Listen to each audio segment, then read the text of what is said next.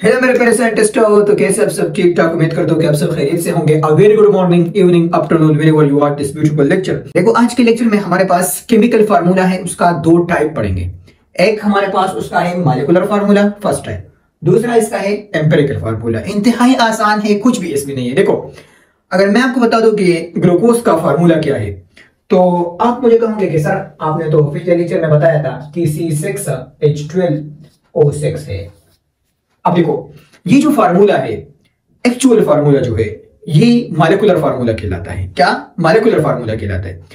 अब मैं आपको बता दूं कि वाटर का फार्मूला क्या है, तो आप कहोगे कि सर H2O है, ये भी मॉलिक्यूलर फार्मूला है। तो जिस चीज का भी फार्मूला आपसे कोई क्वेश्चन करे कि उसका फार्मूला क्या है, तो वही फार्मूला मॉलिक्यूलर फार्मूला कहलाता है। एक तो ये डिफरेंस। दूसरा, अब देखो इसमें आप देखें तो number of carbon atom, hydrogen atom और ऑक्सीजन एटम की मैं रेशो फाइंड करना चाहता हूं कि मतलब कितने नंबर्स में प्रेजेंट है। तो आप इस फार्मूले में देखो तो कार्बन कितना है, 6 है, फिर हाइड्रोजन 12 है, फिर ऑक्सीजन 6 है। सही है। अब देखो ये जो रेशो है नंबर ऑफ एटम्स आपको रिप्रेजेंट करता है। अब इस रेशो को मैं वोल रेशो कहूंगा। क्या ये हमारे पास वोल रेशो है, मतलब सब रेशो है, सब एटमों की तादाद बताता है कि एक कंपाउंड में कितना एटम्स प्रेजेंट है। ग्लूकोज के कंपाउंड में सिंपलेस्ट यूनिट में इतना एटम्स प्रेजेंट है, उसके रेशो की बात करता है। अब देखो इस रेशो को मैं मजीद सिंप्लीफाई कर सकता हूं। सर मजीद सिंप्लीफाई का मतलब क्या है? मजीद सिंप्लीफाई का मतलब ये है कि इसमें जो छोटा नंबर है वही छोटे नंबर पर सब हिंद से डिवाइड करो। 3 हिंद से 3 को डिवाइड करो। देखो 6 है, रेशो 12 है, रेशो 6, ये तो ऊपर वाले मैंने लिख दिया ना। अब इन तीनों में सबसे छोटा कौन है? 6 है, तो तीनों को 6 पे डिवाइड करो। ओके सर, कर दिया। अब 6 के साथ 1 आ गया, रेशो अपनी जगह। 6 12 के साथ 2 आ गया रेशो, और ये भी 1 आ गया। तो इस रेशो से एक और सिंपलेस्ट निकल गया, और इसको हम कहते हैं कि ये हमारे पास सिंपलेस्ट रेशो है। क्या है? सिंपलेस्ट रेशो है। अब देखो इस सिंपलेस्ट रेशो के मुताबिक अगर आप एटम लिख के देखो, ये 6 एटम तो कार्बन का था, ये 12 एटम तो हाइड्रोजन का था, ये 6 एटम फिर ऑक्सीजन का था। तो देखो अब ये सिंपलेस्ट रेशो 6 से जो 1 बन गया, ये कार्बन का, तो मैं सी लिखूंगा। 1 आप लिख के या ना लिख के कोई बात नहीं। फिर 2 हाइड्रोजन का H2 और 1 अगेन ऑक्सीजन का CH2। तो हमारे पास एक और फार्मूला आ गया। अब ये फार्मूला जो है ये एम्पिरिकल फार्मूला कहलाता है। क्या कहलाता है? एम्पिरिकल फार्मूला कहलाता है। ये एम्पिरिकल फार्मूला है। यहां तक कंसेप्ट समझ में आया? बोलो समझ में आया। देखो मॉलिक्यूलर फार्मूला है, जो भी फार्मूला है जिसमें सब एटम्स प्रेजेंट हो, जिसमें वोल रेशो प्रेजेंट हो, जिसमें एक्चुअल नंबर ऑफ एटम की तादाद प्रेजेंट हो, तो उसको हम मॉलिक्यूलर फार्मूला कहते हैं। वो फार्मूला जिसमें सिंपलेस्ट रेशो ऑफ एटम्स हो, उसको हम एम्पिरिकल फार्मूला कहते हैं। और यही डेफिनेशन में भी मैंने लिखा है। देखो formula that show the actual ratio. क्या? Actual ratio. Actual ratio of different element, जो एलिमेंट है डिफरेंट टाइप, उसका रेशो बताता है। प्रेजेंट इन मॉलिक्यूल या compound is called molecular formula. इसको हम क्या कहते हैं? इसको हम मॉलिक्यूलर फार्मूला कहते हैं। ये हमारे पास मॉलिक्यूलर फार्मूला होगा। Empirical formula that show the simplest ratio, जो आपको सिंपलेस्ट रेशो दिखता है, यही वोल रेशो। फिर वोल रेशो से सिंपलेस्ट बन गया, तो आपको सिंपलेस्ट रेशो बताता है of element present in a compound is called empirical formula. इसको मैं एम्पिरिकल फार्मूला कहूंगा। अब देखो एग्जांपल ऐसे आएंगे। इसका एग्जांपल क्या होगा? सर इसका एग्जांपल तो यही C6H12O6 हो गया। ये आपके पास मॉलिक्यूलर फार्मूला है। इसका एम्पिरिकल फार्मूला क्या होगा? सर CH2O ये होगा। यहां तक कंसेप्ट तो समझ में आया ना? बोलो समझ में आया। अब मैं टेबल बनाऊंगा, उसमें मैं एम्पिरिकल फार्मूला और फिर मॉलिक्यूलर फार्मूला लिखूंगा। वही आपने याद करना है। एक ट्रिक के जरिए मैं आपको समझाऊंगा, कोई बात इसमें नहीं है। शाबाश, इसको लिख के।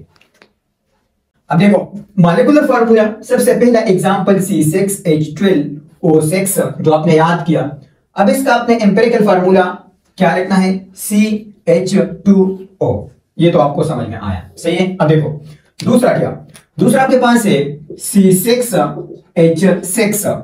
ये आपके पास बेंजीन है, इसका नाम क्या है, इसका नाम है बेंजीन। अगर नाम आप याद कर सकते हो तो नाम भी याद रखो, सही है। बेंजीन है, ग्लूकोज है, ग्लूकोज का मॉलिक्यूलर फार्मूला, ग्लूकोज का एम्पिरिकल फार्मूला, बेंजीन है आपके पास। अब बेंजीन का एम्पिरिकल फार्मूला क्या होगा सर, इसमें तो स्मॉलेस्ट नंबर है ही नहीं। अब देखो C6H6 है, कार्बन रेशो हाइड्रोजन, ऐसा ना बनाना है।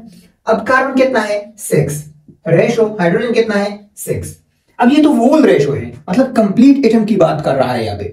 तो देखो इसको मैं अगर सिंपलेस्ट में कन्वर्ट करना चाहता हूं तो मैं सबसे स्मॉलेस्ट नंबर पे डिवाइड करूंगा। इसमें स्मॉलेस्ट नंबर नहीं है तो 6 सेम है, तो चलो इस पे डिवाइड करो। तो 6 divide by 6 ratio 6 divide by 6। अब इससे भी 1 और इससे भी 1, 1 रेशो 1। अब देखो कार्बन कितना इसके मुताबिक 1, हाइड्रोजन कितना 1, तो CH। अब देखो ये एक फार्मूला और ये फार्मूला, ये मॉलिक्यूलर फार्मूला और ये एम्पिरिकल फार्मूला। तो C6H6 बेंजीन है, ये मॉलिक्यूलर फार्मूला है, इसका एम्पिरिकल फार्मूला ये है CH। ये हो गया, यहां तक कंसेप्ट समझ में आया, बोलो समझ में आया। अब देखो इसके अलावा आपके पास C4 और H8 हो गया, ये आपके पास ब्यूटीन है। क्या है, ब्यूटीन। C4H8 ब्यूटीन है, अल्कीन मेंबर है।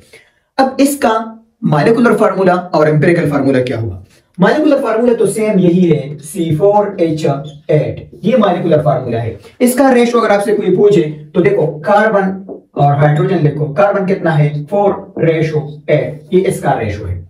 अब सिंपलेस्ट रेशो में कन्वर्ट करना है एम्पिरिकल फार्मूले के लिए, तो देखो इस 4 और 8 में कौन सा सबसे स्मॉलेस्ट है, 4 है, तो 4 पे डिवाइड करो, 4 पे डिवाइड करो दोनों साइड पे, 4 4 के साथ खत्म 1 और इससे 2 आ गया, 1 रेशो 2। अब देखो ये 4 इस कार्बन से आया है ना, तो ये कार्बन नंबर रिप्रेजेंट करता है, ये हाइड्रोजन CH2। तो देखो ब्यूटीन का मॉलिक्यूलर फार्मूला यही है, लेकिन ब्यूटीन का एम्पिरिकल फार्मूला CH2 है। यहां तक कंसेप्ट समझ में आया, बोलो समझ में आया। अब देखो एक और है CH3COOH। CH3COOH को हम एसिटिक एसिड कहते हैं। क्या कहते हैं, एसिटिक एसिड है जो सरके और नींबू में प्रेजेंट होता है। अब देखो इसको मैं इस तरह भी लिख सकता हूं, देखो एक कार्बन 2 कार्बन, तो कार्बन कितना है CO2 है, या चलो ये इधर मैं लिखूंगा। देखो कार्बन कितना है इसमें 2, देखो ये आपके पास एक कार्बन हो गया और ये दूसरा कार्बन, तो कार्बन कितना है 2। और देखो हाइड्रोजन कितना है 3 हाइड्रोजन और एक ये 4, तो C2H4। अब ऑक्सीजन कितना है, एक ऑक्सीजन 2 ऑक्सीजन, C2H4O2, ये एसिड है। अब कार्बन का रेशो, हाइड्रोजन का रेशो और ऑक्सीजन का रेशो, कार्बन का कितना है 2, हाइड्रोजन का 4, ऑक्सीजन का 2। सबसे स्मॉलेस्ट नंबर इसमें कौन सा है, 4 है यार, 2 है, 2 पे डिवाइड करो, 2 पे डिवाइड करो। जब 2 पे डिवाइड करोगे तो इससे 1 रेशो 2 रेशो 1 आएगा। ये आपके पास सिंपलेस्ट रेशो है। क्या है, सिंपलेस्ट रेशो है। तो देखो इसका मॉलिक्यूलर फार्मूला क्या होगा, C2H4O2, ये भी लिख सकते हो और ये भी लिख सकते हो C3COOH।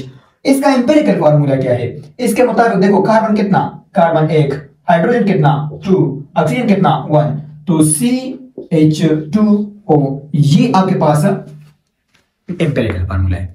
अब सर क्या ऐसे कंपाउंड हो सकता है जिसका एम्पिरिकल और मॉलिक्यूलर फार्मूला सेम हो, सेम टू सेम हो? तो बिल्कुल हो सकता है। देखो हमारे पास H2O है, वाटर है। क्या है, वाटर। अब देखो इसमें हाइड्रोजन और ऑक्सीजन का रेशो 2 रेशो 1 है। अब ये आपको होल नंबर भी रिप्रेजेंट करता है, होल रेशो, और सिंपलेस्ट रेशो भी है, क्योंकि इससे आप मजीद सिंपलेस्ट नहीं कर सकते, क्योंकि 1 ऑलरेडी इसमें प्रेजेंट है। 1 पे डिवाइड करो तो दोबारा ये आएगा। तो H2O का मॉलिक्यूलर फार्मूला सेम होता है इसके एम्पिरिकल फार्मूले के मुताबिक, सही है।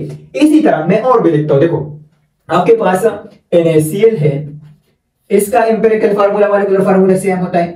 आपके पास H2SO4 है, इसका एम्पिरिकल मॉलिक्यूलर फार्मूला सेम होता है। आपके पास NH3 है, molecular formula empirical formula same होता है। आपके पास NaCl है, सेम 1 रेशो 1 आता है। KCl है, सेम।